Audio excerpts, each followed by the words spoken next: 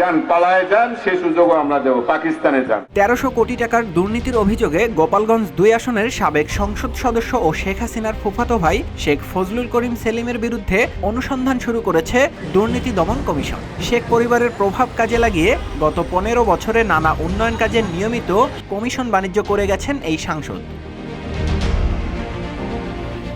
এদিন আলোচিত বাংলাদেশ ব্যাংকের সাবেক ডেপুটি গভর্নর এসকে সুর ও জাসদ সভাপতি হাসানুল হক ইনুর বিরুদ্ধেও মামলা করে দুদক।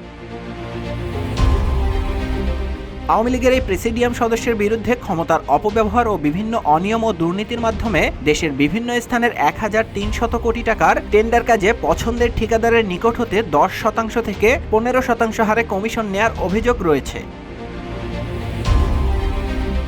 ১৯৯৬ থেকে ২০০১ সাল পর্যন্ত শেখ হাসিনার প্রথম শাসনামলে স্বাস্থ্যমন্ত্রীর দায়িত্বে ছিলেন শেখ সেলিম। এরপর টানা ৪টি সংসদে ছিলেন বিভিন্ন মন্ত্রণালয়ের সংসদীয় স্থায়ী কমিটির সভাপতি। শেখ মুজিবের ভাগ্নে হওয়ার সুবাদে মন্ত্রিত্ব না থাকলেও স্বাস্থ্য, স্থানীয় সরকার, সড়ক পরিবহন সহ বিভিন্ন মন্ত্রণালয়ের ঠিকাদারি কাজের বড় অংশ ছিল তার নিয়ন্ত্রণে।